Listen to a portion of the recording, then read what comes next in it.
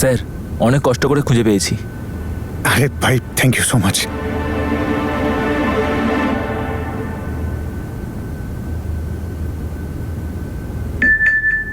তনুর মেসেজ?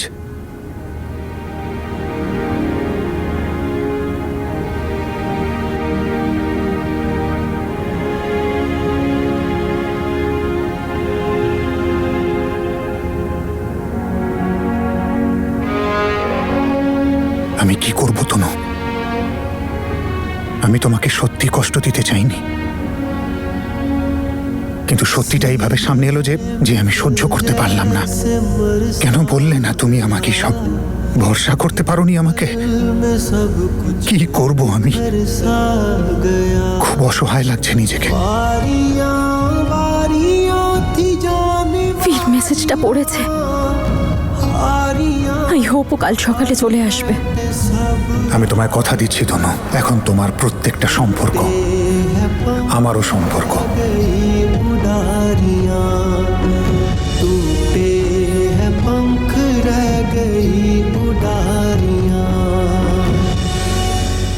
মনে হচ্ছে ওই কুষ্ঠিতে লেখা কথাগুলোই হয়তো সত্যি। তনু আর বীর এক হতে পারবে না।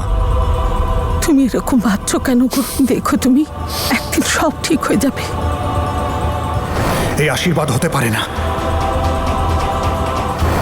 না গো, আমি কাল সারা রাত ধরে ভেবেছি আমি নিজেই তনুকে বীরের সাথে দেখতে চাইনি।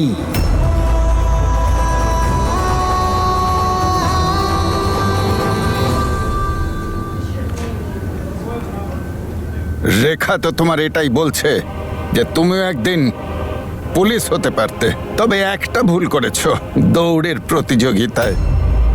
তোকে বলেছিলাম না ওই জ্যোতিষীর ব্যাপারে, উনি যেমন বলেছিলেন তেমনটাই ঠিক হয়েছে। বীরের প্রাণ তো বেঁচে গেল, কিন্তু আমার জন্য তনু আর বীরের আশীর্বাদটা হতে হলো না। আচ্ছা, তাহলে কি এই পুরোহিতের কথাগুলো সত্যি?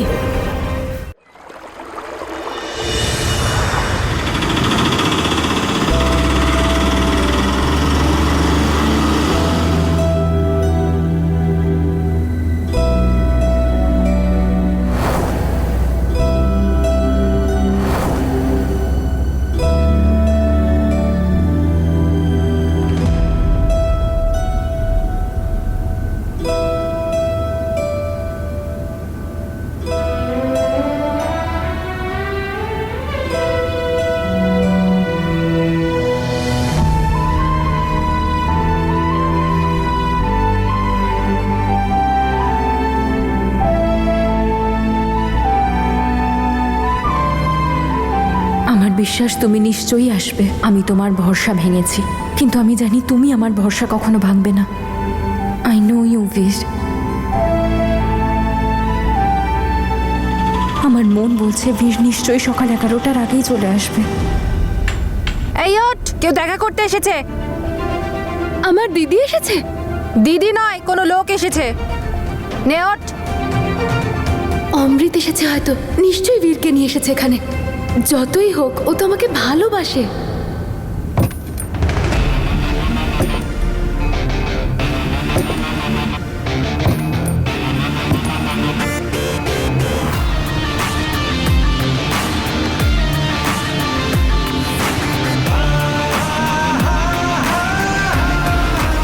আপনি এখানে কি করছেন? চলে যাব।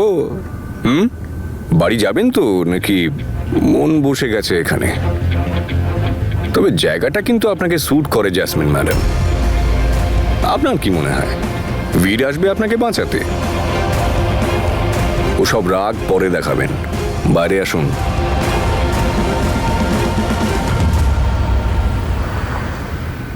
স্যার, আমি জ্যাসমিনের সিস্টার। আপনি এখন কেন এসেছেন? অ্যাকচুয়ালি জ্যাসমিনকে ছাড়াতে কারোর আসার কথা। উনি তো অলরেডি ওনাকে নিয়ে বেরিয়ে গেছেন। আপনি বাইরে দেখেননি ওনাকে? চলে গেছে? কে? আমি দেখে আপনাকে বলছি। নিশ্চয়ই বীর। আমি জানতাম ও আমার কথা কখনো ফেলবে না। বাইরেই আছে হয়তো।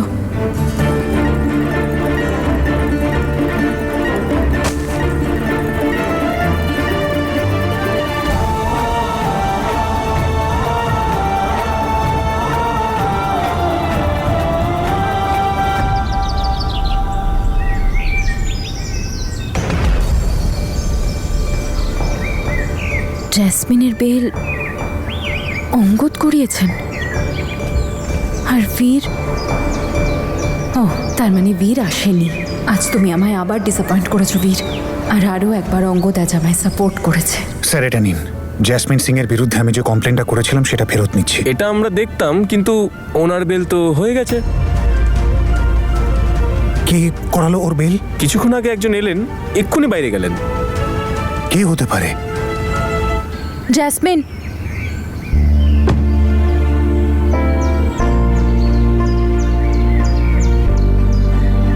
তুই ঠিক আছিস? Thank you Angad. জ্যাসমিন,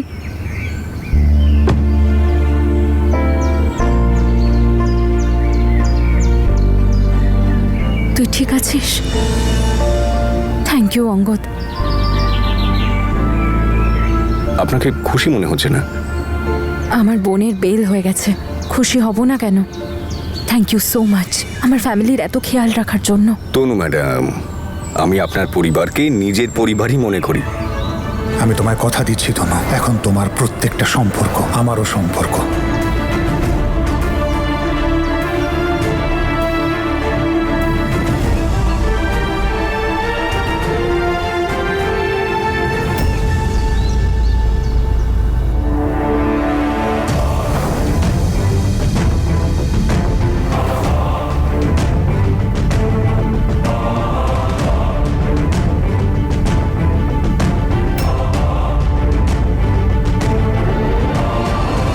এতটুকুই বিশ্বাস ছিল আমার ওপর যে আমার অপেক্ষাটাও করা গেল না।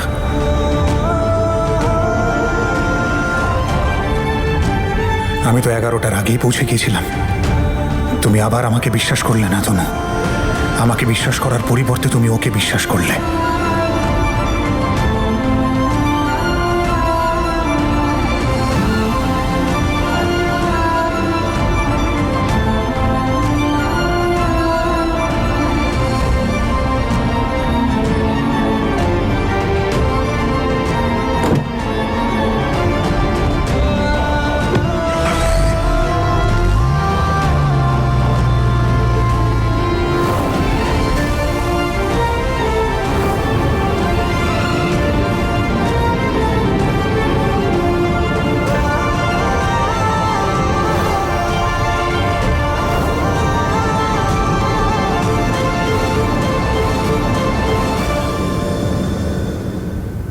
আমি বাবাকে ফোন করে জানিয়ে দিচ্ছি। ওকে।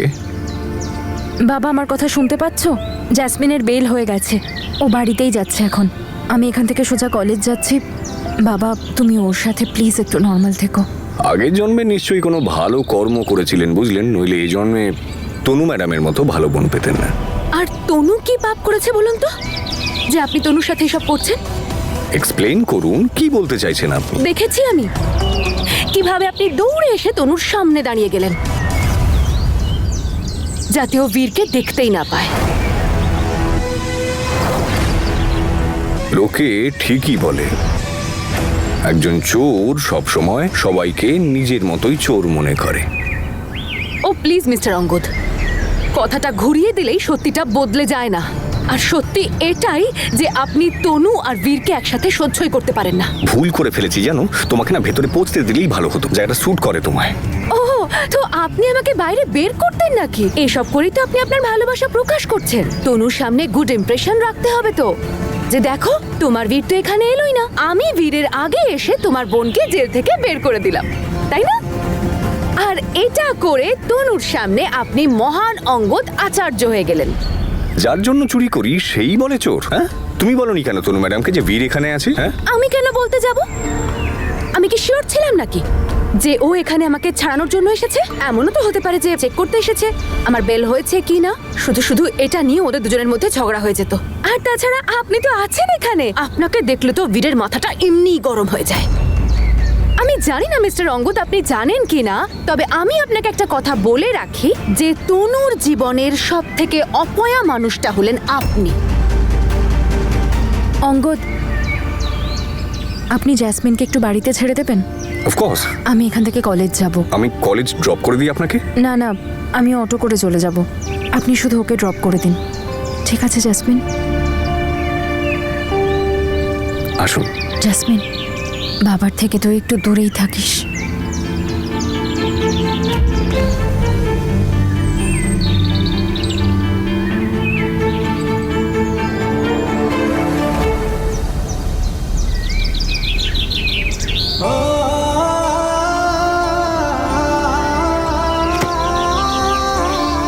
যে দায়িত্ব তুমি আমায় দিয়েছো সেটা আমি সম্পূর্ণভাবে পালন করব। নিজে ভেঙে যাব, কিন্তু তোমার বিশ্বাস কখনো ভাঙবো না।